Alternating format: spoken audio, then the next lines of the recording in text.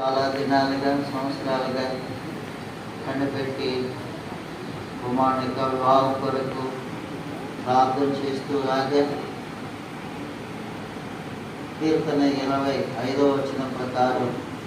ప్రార్థన సఫలీకృతం చేసినందుకే స్తోత్రములు.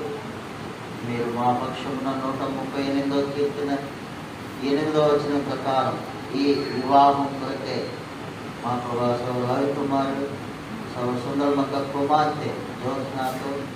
పాల్జాస్వామి ఈ దినము మీ ఇంటిలో జతపరచు నిమిత్తమై మీరు సహాయపడంటే స్తోత్రం. అలాగే ఇరువురు కలిసి కీర్తన 34 వచనం ప్రకారం నీ నామమును వాళ్ళు కనపరచులాగున నిన్ను హెచ్చించులాగున వారికి ఎంతైనా నీ కృప ప్రసాదించి నిన్ను నీ వాక్యమును నీ ఇంటిని